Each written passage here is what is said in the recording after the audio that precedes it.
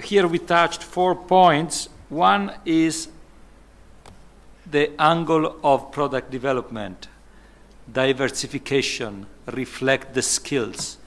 The other is the business partner.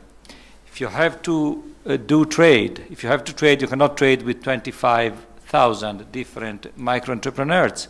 You need an interface for that, a business infrastructure. And the other point is the marketing support, what to sell, not only the product, but a story with the product. And the 4th point, products that support local communities, because this is the real story, real support. Florence, you've been working for years in export promotion, but not only that, you know the handicraft sector very well, you know the fashion industry, we've been brainstorming together so many times. From the point of view of product development of creativity, and from the point of view of bringing together all this richness of skills and materials, what is your view on that? What is the point of view, what is the policy point of view on that? Florence is the director of the Export Promotion Board of Uganda. Thank you, Simone, and you are indeed right to put me a question on policy. Because Uganda Export Promotion Board is an agency of government that is supervised by the Ministry of Tourism, Trade and Industry. But we are immediately overseen by a board of directors, which is 50% private sector and 50% public sector. Policy, largely in Uganda, is enshrined in our National Development Plan. The National Development Plan names tourism as the 3rd strategic sector for growth and development. Cascading from that, therefore, a national tourism policy has been written. I do happen to have a copy here, but it's just a hard form of the tourism policy that has been developed to cascade from the broader national planning framework. And so, also at Uganda Export Promotion Board, since this is stated as an export, we focus our strategies that implement the national policies to include aspects of tourism, but also art and craft. So to go deeper in the policy framework, in 2008, we partnered with the International Trade Center to look for a way of implementing the policy imperatives in the National Development Plan and the tourism policy and the national export strategy, feeding deeper into global imperatives like the MDGs, to come up with, as far as I know from International Trade Center, the first ever national export strategy with a gender dimension. I also just have one copy here, although a soft copy can be found on our website. So in coming out with strategies to implement the policies we've just mentioned, in this gender dimension of Uganda's national export strategy, tourism, art and craft, and the creative industries are named among the 4 strategic sectors in which the marginalized groups and the women participated to select the 4 areas of strategic intervention for export development.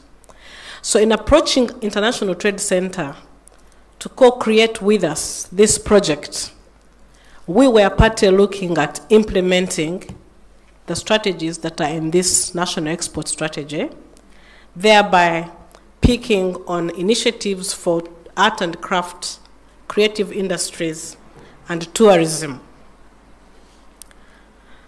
Why these 2? Because experience and studies have shown that art and craft, creative industries, and tourism are 2 sectors that are loaded with a lot of unexploited potential. And there is usually very little development partners or even national imperatives that come into play to optimize the opportunities that lie in these 2 sectors. We also observed that today's global competition is very stiff. Yet in these 2 sectors, the possibility of creating a niche is very, very possible in terms of the unique skills, the unique products, the unique settings and outputs that a country could produce in order to stand out with the niche products in these two sectors.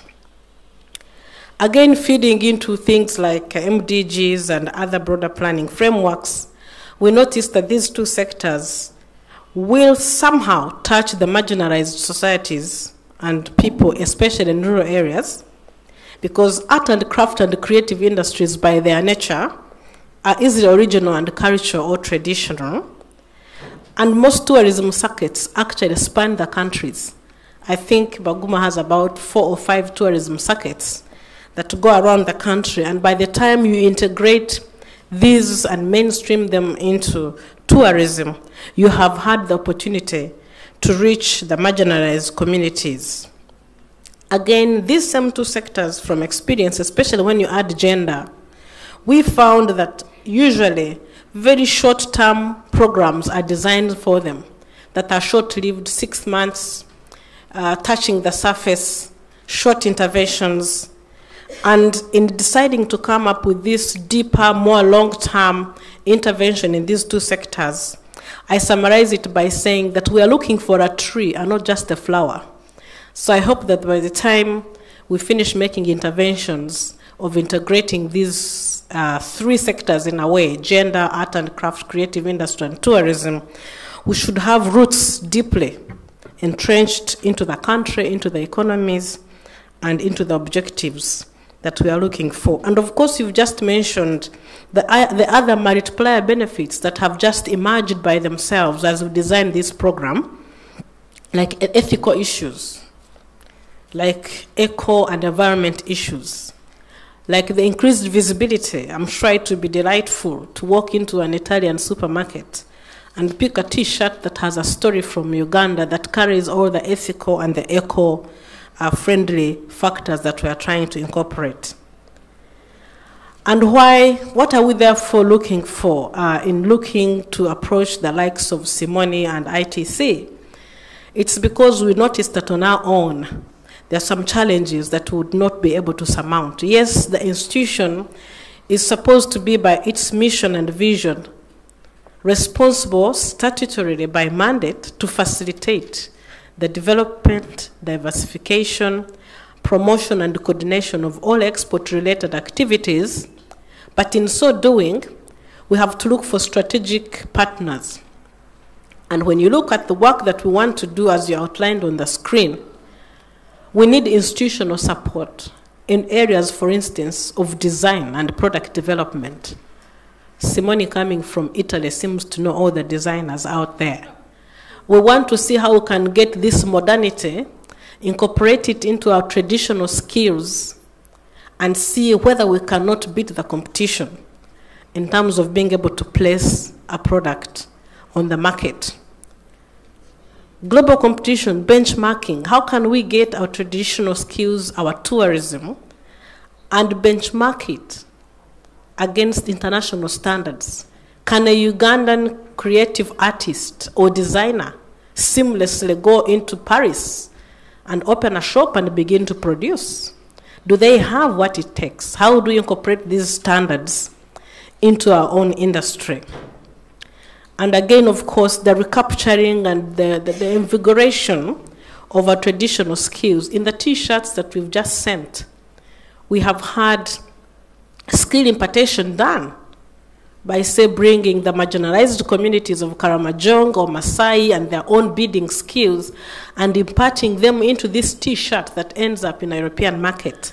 How do we now look for these kind of designers, skilled experts who will help us to do this kind of strategic blend and even develop tools and systems that we could use that, say, bring in the business model? Much as I may be an institution that is the proactive eyes and ears, I am not so much of a business person. And it is only through these institutional linkages, like with the consultants, the likes of Grace, that the business model has been able to be added, so that at the end of the day, we are putting money into the hands of the poor people that we have incorporated into this program. Strategic linkages with buyers like Joyce, who's just mentioned what they are looking for. So we're actually looking at creating a team with everybody bringing their competencies and expertise on board to see how we can move forward and deliver a comprehensive project that leaves long-term impact on the art and craft scenario.